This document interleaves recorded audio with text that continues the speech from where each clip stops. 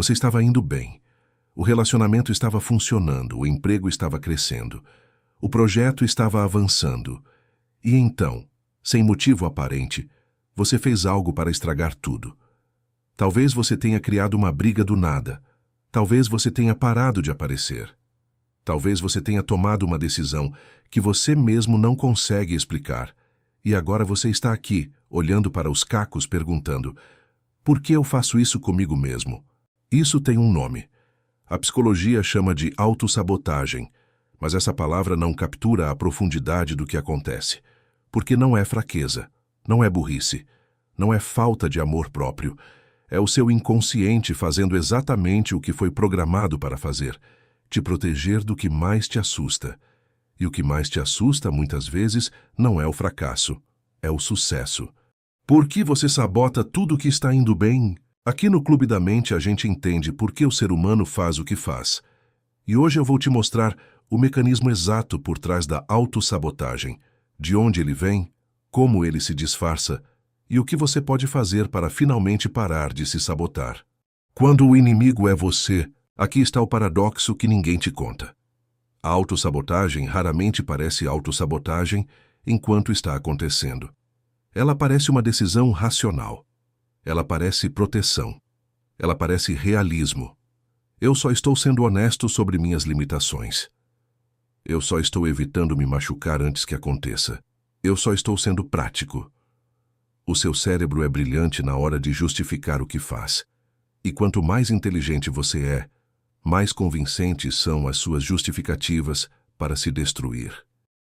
Pensa assim: você conscientemente quer crescer, ser feliz, ter sucesso.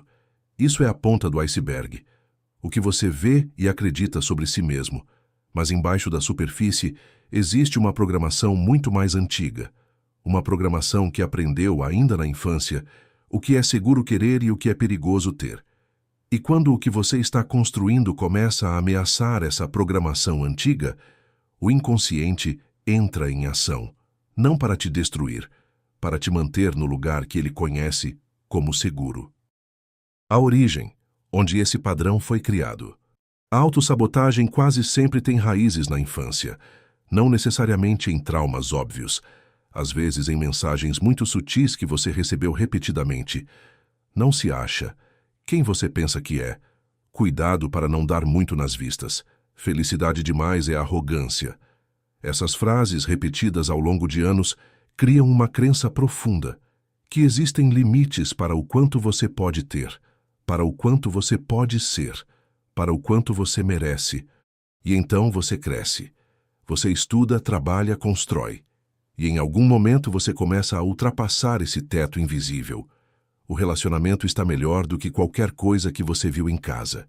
O sucesso está além do que as pessoas ao redor achavam que você merecia. A felicidade está num nível que parece quase proibido, e é exatamente nesse momento que o inconsciente diz: longe demais, volta a... Não com palavras, com comportamento, com uma briga sem motivo, com uma desistência inexplicável, com um erro que você sabia que estava cometendo, e cometeu mesmo assim. Daqui a pouco eu vou te mostrar algo que vai mudar a forma como você se enxerga. Existe uma diferença fundamental entre quem consegue parar de se sabotar e quem passa a vida inteira nesse ciclo. E não é o que você pensa. Não é força de vontade. Não é terapia, não é motivação. É uma única pergunta, que a maioria das pessoas nunca fez para si mesma. Mas primeiro, você precisa entender os 4 disfarces da autossabotagem. Porque se você não reconhece, não consegue parar. O medo de merecer, a raiz mais profunda. No fundo de quase toda a autossabotagem, existe uma crença que a pessoa raramente admite, nem para si mesma. Eu não mereço isso. Não dito em palavras, sentido no corpo, vivido em comportamento. Quando o amor está bom demais, algo dentro de você diz que é mentira. Quando o sucesso está próximo demais, algo dentro de você diz que vai dar errado. Quando a felicidade está real demais, algo dentro de você começa a esperar a punição. E para não ter que esperar, você mesmo traz a punição. Porque é menos doloroso destruir você mesmo do que ser destruído por algo que você não controla. Os 4 disfarces da autossabotagem. A autossabotagem raramente aparece com o próprio nome. Ela usa 4 disfarces principais. Veja se você reconhece algum. Disfarce 1. O perfeccionismo. Você não entrega porque ainda não está bom o suficiente. Você não começa porque as condições não são ideais. Parece disciplina e cuidado, mas é medo de ser julgado se tentar de verdade. Porque se você nunca tentar de verdade, nunca vai saber se é bom o suficiente. E não saber é mais seguro do que descobrir que não é. Disfarce 2. A procrastinação. Não é preguiça, é ansiedade disfarçada de depois. Você adia o que importa, porque começar torna o fracasso possível. E enquanto não começa, o sonho ainda pode ser perfeito na sua cabeça. Disfarce 3. O excesso de conflito. Você cria brigas quando as coisas estão indo bem demais. No trabalho, no relacionamento, com amigos. Inconscientemente, você está testando ou destruindo antes que algo externo destrua primeiro. Disfarce 4. A fuga no momento crucial. Quando a oportunidade aparece de verdade, você some. Fica doente, fica ocupado, esquece de responder.